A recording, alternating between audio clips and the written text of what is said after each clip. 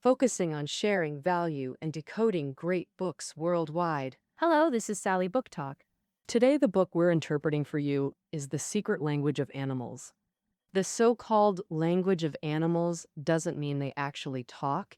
It's just a metaphor for their behavior.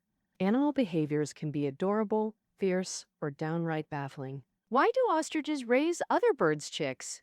Why do peacocks have to drag around that cumbersome tail? How do sea lions fight? This book, The Secret Language of Animals, showcases various animal behaviors and decodes their unique survival strategies. The author, Janine Benyus, is an American biologist and founder of the Biomimicry Institute, with multiple popular science books published. In this book, she introduces over a dozen of the world's most fascinating animals to see. Why are they worth seeing? They're either the tallest, have gorgeous feathers, or show quirky behaviors, like giraffes, peacocks, lions, giant pandas, African elephants, zebras, polar bears, penguins, and so on. These animals behave very differently in various environments. Next, I'll focus on 4 basic animal behavioral traits: foraging, fighting, courtship, and parenting. By analyzing these behaviors, we can understand the language of animals. Finally, we'll discuss what standards to use for evaluating a zoo. First, let's cover foraging behavior. Food is essential for animal survival. So, foraging is the foundation of animal behavior, and different foraging habits lead to distinct traits. For example, gorillas and lions live in similar habitats but show completely different behaviors due to their diets. Gorillas are classic herbivores, the largest primates, weighing up to 200 kilograms. They eat over 30 kilograms of vegetation daily, with hands as dexterous as humans. Opposable thumbs help grasp grass and bring it to their mouths.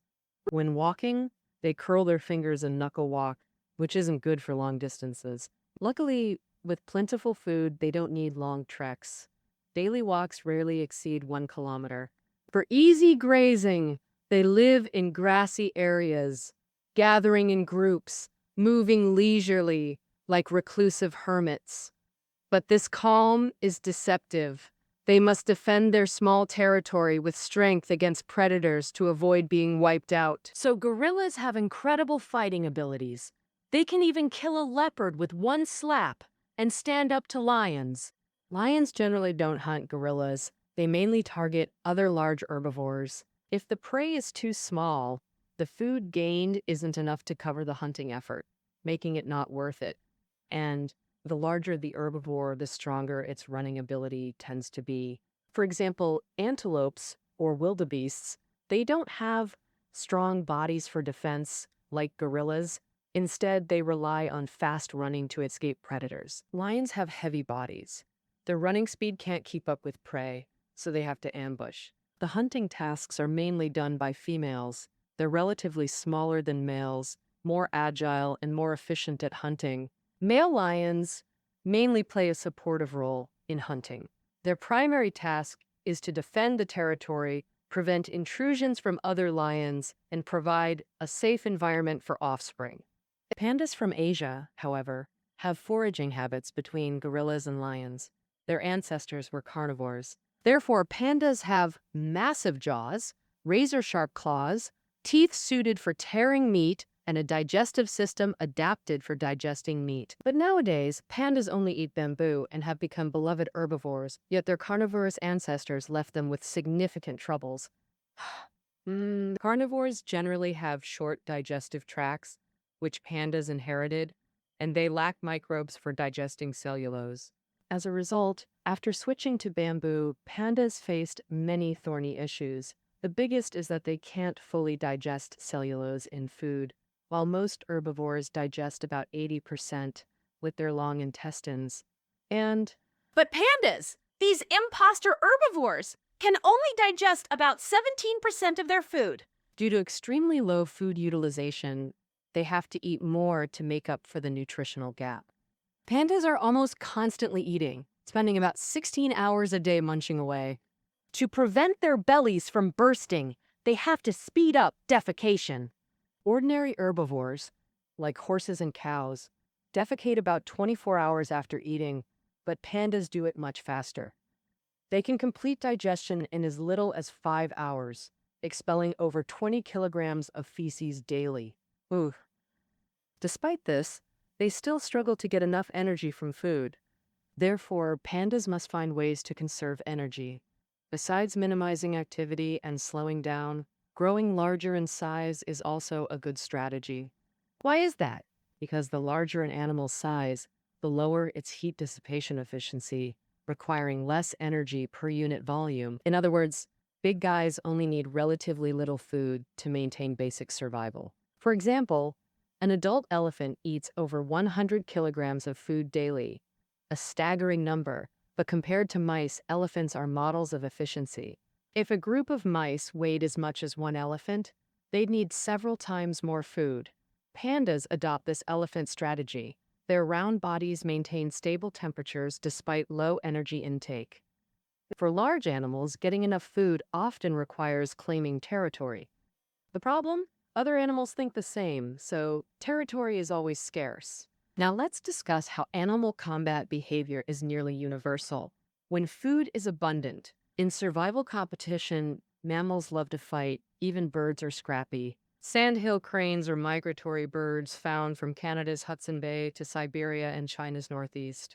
During migration, they gather at Nebraska's Platte River, shallow waters with abundant worms and corn, plus sandbars for resting, hence their name. Each February, sandhill cranes arrive at the Platte River. Sometimes over 400,000 crowd together, making conflicts routine. They ruffle neck feathers to display vivid colors as identity markers. White cheek patches also signal status. Brighter patches mean higher rank. If their status feels challenged, they launch threat displays. They don't target individuals but all nearby, called non-directional threatening.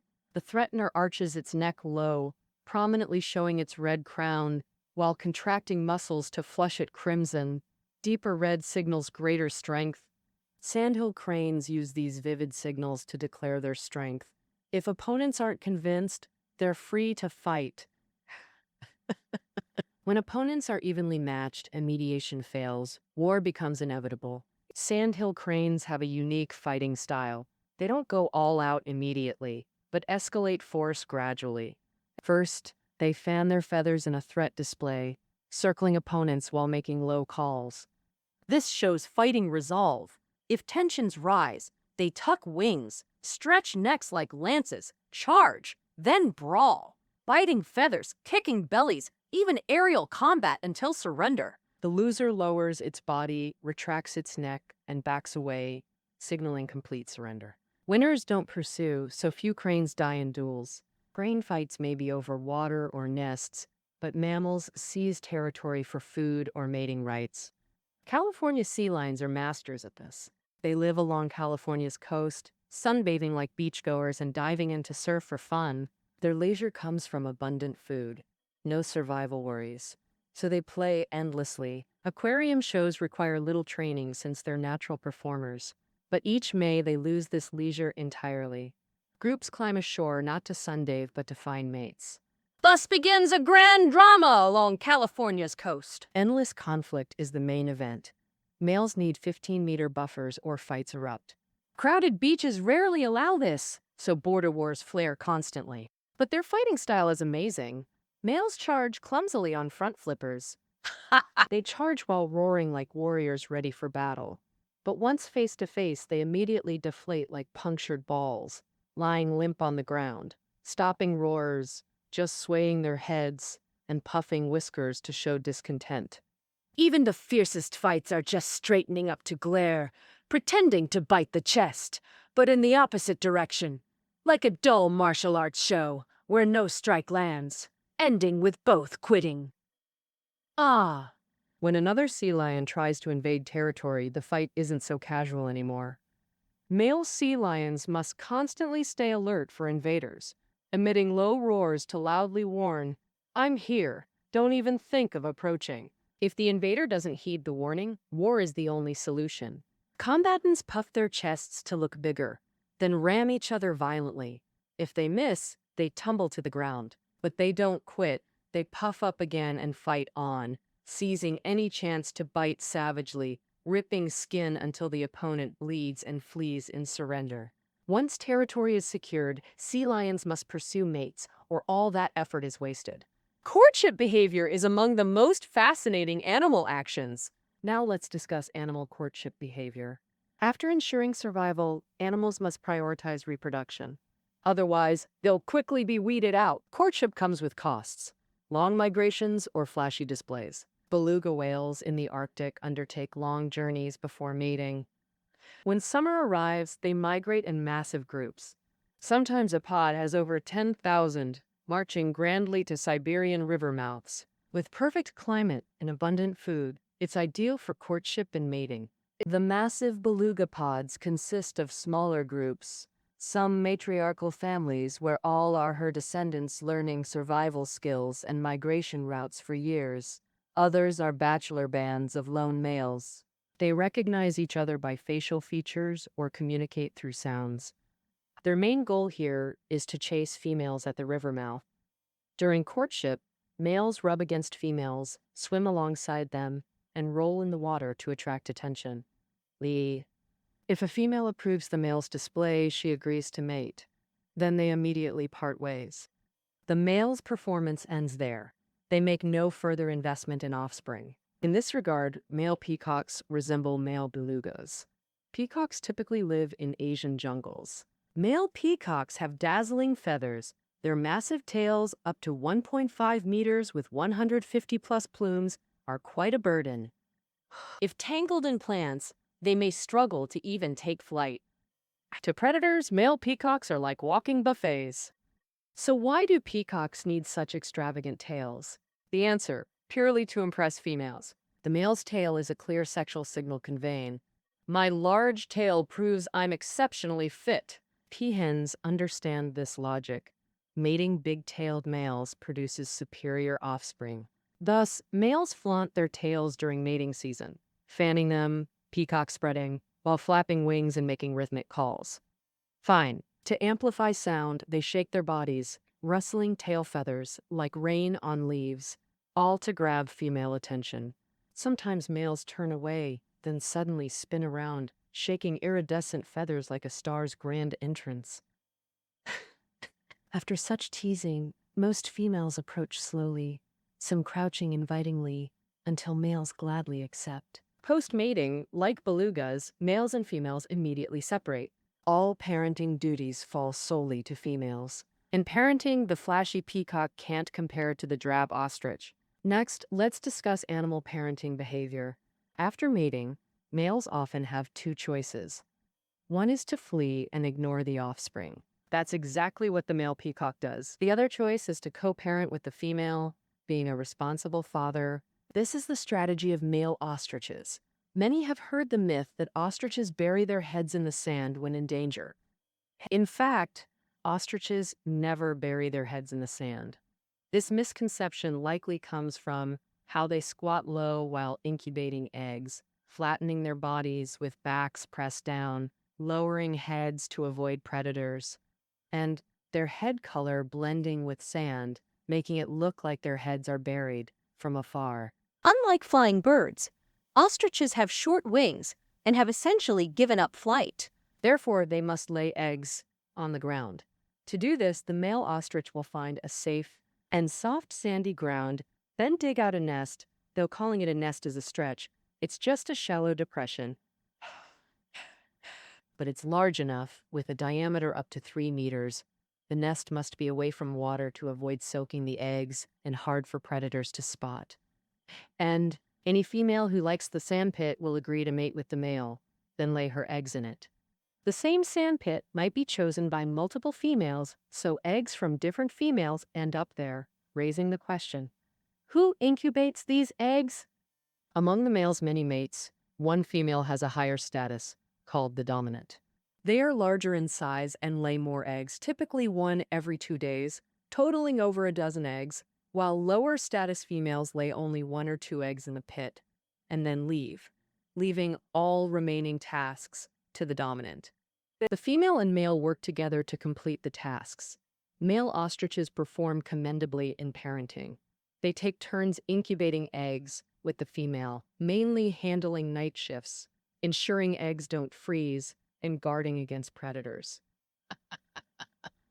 Thus, ostriches become highly aggressive during incubation and can even kick a small lion to death. The male's effort is understandable, since any egg laid by a female contains half the male's genes. But why does the dominant female incubate other females' eggs for free? That's clearly a thankless task, unless she gains some benefit from this egg hatching strategy. The question is, what's the benefit? The answer lies in the details. Although the dominant female is larger, she can only incubate up to 20 eggs at once. But the sand pit might hold over 40 eggs. So what happens to the others? The solution is simple. Just discard them. The dominant female recognizes her own eggs, tucking them under her body for careful incubation. Other females' eggs get rolled a meter away, scattered around the pit as an egg barrier. When predators come, they eat these scattered eggs first, reducing danger to some extent. Some lower status females' eggs mix in and get hatched alongside the dominants. These co-hatched chicks have additional utility. After 6 weeks, the chicks hatch, and parents lead them to safety to practice foraging and survival skills. This includes lower status females' offspring. If predators like hyenas attack, ostrich parents cooperate fiercely to protect their young at all costs. First, the male distracts predators by calling and jumping, using all sorts of tricks. Meanwhile, the female quietly leads chicks to hiding spots. If escape is impossible, they sacrifice lower status chicks as cannon fodder to slow predators and buy time for their own offspring. And regardless, birds' parenting efficiency can't match mammals, who evolved specialized organs like mammary glands for complete nutrition, plus more efficient nurturing behaviors that boost survival rates. Gray wolves excel at this. Gray wolves live in packs with strict hierarchies. Dominant males and females lead. Non-breeding adults form the middle tier. Socially rejected adults rank lowest, often scattered on the periphery in vulnerable positions. But young pups get special treatment, cared for by the whole pack until adulthood when ranks are assigned. Female gray wolves usually give birth in spring. Beforeward, they dig a den or repurpose old fox burrows as nurseries. As birth nears, pregnant females and other pack members bring meat to stockpile in the den. One day before delivery, the female stays inside, eventually birthing 5 or 6 pups. Pups mainly nurse for the first month, then start eating meat. This meat comes from hunts by adult pack members. The mother's sisters invest significant time co-caring for pups until they're 2 months old and ready to practice survival skills outside. The pack centers activities around the den, constantly returning to tend the pups. After a year, grown pups either leave to start new packs or stay to help parents raise younger siblings. With collective nurturing, pup development is fully secured.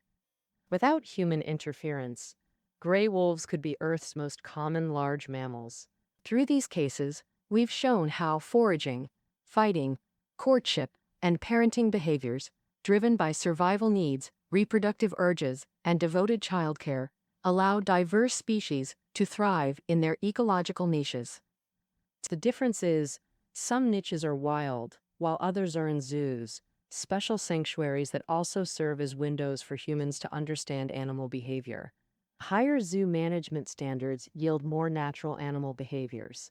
Finally, what standards define a good zoo? Evaluating zoo design quality. First, does it provide animal security? Many animals aren't wild wanderers. Energy constraints limit their roaming in nature. For instance, squirrels need just dozens of square meters of forest. Wolves range widely only because their prey does. With ample food, most animals prefer staying in their territories, making captivity feasible. Enclosures don't just restrict movement, they prevent visitor encroachment, offering animals crucial security. Second, assess whether the zoo provides appropriate activity spaces. Animal exhibits shouldn't just be large. They should enable natural behaviors based on species traits. Otherwise, even vast spaces become prisons. For example, zebras need scratching posts, while horses require bathing ponds. Reptiles need heating lamps to regain body warmth after cold nights. Some sensitive animals even need special escape routes. Monkeys often need high retreats to feel secure. Only when these specific needs are met can animals feel comfortable and natural. Third, consider social needs. Social animals like elephants suffer when isolated. The grouping must be thoughtful. Locking males together during mating season causes destructive fights. Fourth, evaluate whether animals maintain good mental health. All need stimulation and response. Constant overfeeding can actually cause psychological issues. Smart animals like dolphins and elephants need novel challenges to stay sharp. Zoos should provide clams and stones for otters to crack open, not pre-shelled meat for better engagement. Only zoos striving to meet these needs are truly excellent. Now, as we conclude this book's interpretation, you'll see not all animal behaviors serve purposes. Some exist purely for joy. Penguins sometimes drift on ice floes just for play, and sea lions even joke with divers. Spotting divers, they charge head-on, swerve sharply before impact, then blow bubbles nearby in delight. All this reveals the beautiful intelligence of animals. Animals' secret languages are endlessly diverse, with more mysteries awaiting discovery. That concludes our interpretation of The Secret Language of Animals. Reading notes are below the audio. Until next time.